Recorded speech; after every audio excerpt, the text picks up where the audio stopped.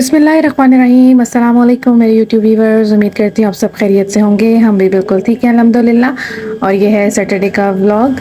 बस मुझे टाइम जब मिलता है तब मैं एक साथ वॉइस ओवर करके तो एक अपडेट कर देती हूँ व्लॉग को। सो आदम बाबा के साथ थोड़ा डे और टाइम और रूटीन थोड़ी बिजी हुई हुई है, और फिर हम लोग आजकल तैयारियों में भी काफ़ी बिजी हैं।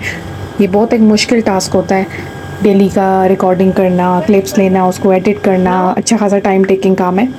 सो प्लीज़ मेरे चैनल को सब्सक्राइब कर दें, व्यू कर दें, लाइक कर दें, बिकॉज इसकी ज़रूरत भी है मुझे।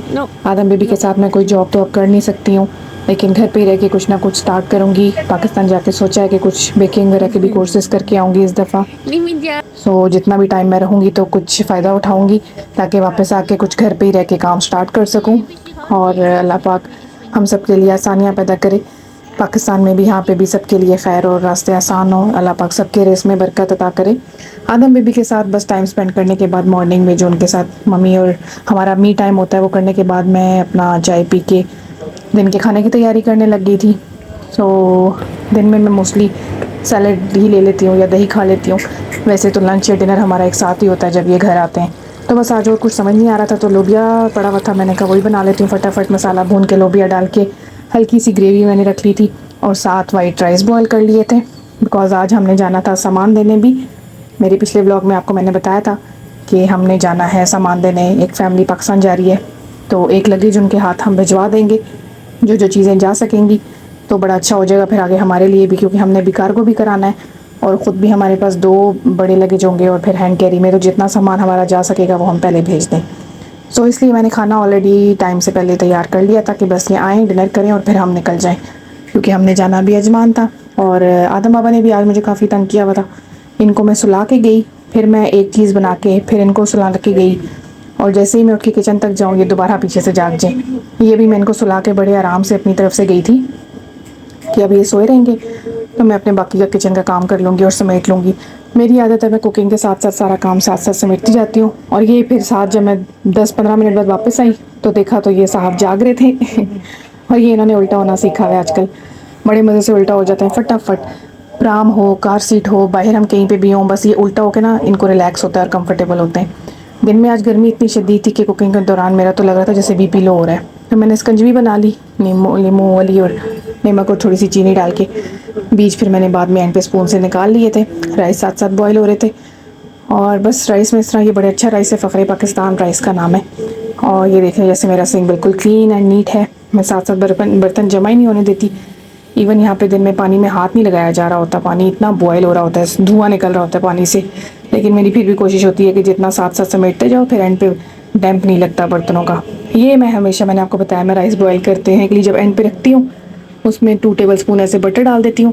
आप लोग भी ज़रूर एंड पे डाला कीजिए, बहुत अच्छा चावल बनता है, खिला खिला सा और अलग अलग। और बस बटर डाल के एंड पे मैं उसको दम पे लगा के रख देती हूँ, 5-10 मिनट दम पे रहते हैं। और ये बस एंड पे ये जो स्टेनर रह गया था जिसमें मैं राइस निकालती हूँ, तो उसको भी साथ धो के मैंने सिंक अपना क्लीन करके फिर मुझे तसल्ली होती है, तसल्ली आराम से। ये चीज़ें पीछे पड़े हुए थे, ये बेबी का जो आदम की फीडर वॉश करने वाला लिक्विड था वो था, और हमेशा मैं इस पंच में से ना ऊपर से जो पानी रह जाता है उसको निचोड़ लेती हूँ ऐसे, वरना फिर स्मेल हो जाती है इसमें। तो ये था फीडर वॉश करने वाला लिक्विड, मैं आपको दिखा रही थी। 5-6 महीने से यही यूज़ हो रहा था, अब ख़त्म हो गया, तो अब इंशाल्लाह खैर से हमारा पाकिस्तान जाने का भी टाइम आ गया, तो वहीं से जाके अब दोबारा लेके आऊँगी। यहाँ पे तो बहुत एक्सपेंसिव है। साथ मैंने कपड़े भी धुलने के लिए डाले हुए थे, वॉशिंग मशीन चला दी थी, इसी तरह सारे काम साथ साथ हो जाते हैं। ये मेरा लोबिया तैयार हो चुका था और राइस भी बॉयल हो चुके थे। फिर मैंने सोचा कि अब स्किन भी अपनी इंजॉय की जाए आदम बाबा के साथ। बस अब ये उनके उठने का ही टाइम था, उनको चेंज वगैरह करा दिया, उनकी रीडिंग का टाइम था, बल्कि हमारा स्टडी टाइम था। सो ये हमने उनके साथ रीड करते हैं हम शाम में बुक्स, कलर्स और animals name, colours name, alphabets, वो हम पढ़ते हैं दोनों माँ बेटा। और बस शाम में थोड़ा सा ये हमारा स्टडी टाइम होता है, प्ले टाइम होता है। तो बच्चों को पहचान होती है, ये एज होती है कि बच्चे कलर्स देखते हैं, बच्चों को पता लगता है कि कोई बुक है जिसको पढ़ रहे हैं और इस तरह वो चीज़ें सीखते हैं। और इंशाल्लाह अल्लाह पाक, बस अल्लाह से दुआ है अल्लाह पाक इनको अपने हिफ्ज़ मान में रखें, एक अच्छा सा नेक इंसान बनाए। औलाद के लिए माँ बाप का बस नहीं चलता कि वो क्या करें, कैसे इनको कंफर्ट दें, किस तरह, बस ज़रा सी भी इनकी कोई भी तकलीफ़ बर्दाश्त नहीं होती। आदम बेबी ने जब से उल्टा होना स्टार्ट किया हुआ है, मम्मी और डैडी की तो कह लें कि नींदें हराम हुई हुई हैं। रात में हम उठ के इसको देख रहे होते हैं कि उल्टा हो रहा है, क्योंकि मोसेस बास्केट बहुत अब इसके लिए छोटी हो गई है, तंग हो गई है, हिलती भी है और माशाल्लाह से ये अब एक्टिव भी बहुत हो गए हैं। तो हमें ये डर लगता है कि कहीं साइड पे पलट ही ना जाए।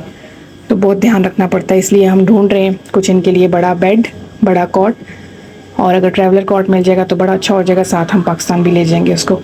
और ये बस इनको मैंने सोफ़े पे डाला हुआ था, इनके साथ खेल भी रही थी माशाल्लाह से। और साथ अब ये वेजेस में बना रही थी, पोटैटो वेजेस पड़े हुए थे, मैंने कहा फ्रीज़र में जो जो चीज़ें पड़ी हुई हैं अब उनको स्लो स्लो ख़त्म करूँ, वरना फिर बड़ा मसला हो जाएगा। सो चीज़ें फिर इधर उधर कहाँ करूँगी मैं, टाइम भी कम रह गया आज, क्या कितने ऑलमोस्ट थोड़ा ही टाइम रह गया। सो बस ये तैयारी चल रही थी, बस ये आए तो फटाफट डिनर रेडी था। फिर मैंने इनसे कहा कि बस सब खाना खाएं और हम आगे निकलते हैं वरना बहुत लेट हो जाएगा। लगेज को हमने प्लास्टिक में रैप भी करना था, लेकिन ये ऑफिस से इतना लेट आए, मुश्किल से बस खाना खाया। शुक्र है बैग एक दिन पहले रेडी कर लिया था, चीज़ें वगैरह उसमें डाल के प्रिपेयर कर लिया था, लेकिन प्लास्टिक का हमें रैप करने का टाइम ही नहीं मिला। तो बस हम डिनर करके चले गए थे उनके घर, और बस हम यहाँ पे उनके घर पहुँच चुके थे। ड्राइव में बस आदम बेबी को ही उठाया हुआ था मैंने, तो मैं क्लिप्स नहीं ले सकी। बस हम अपनी बातें करते हुए, डिस्कशन करते हुए इनके घर पहुँच चुके थे। और इनके घर पहुँचे तो आगे मुझे पियानो नज़र आया, तो वही मैं भाई से पूछ रही थी कि ये पियानो आप बजाते हैं? तो कहते हैं हाँ मुझे मतलब शौक़ है, सीखा तो नहीं है लेकिन बस शौक़ से बजाता हूँ। तो मैंने कहा बस फिर हमें भी बजा के सुनाएं ज़रा।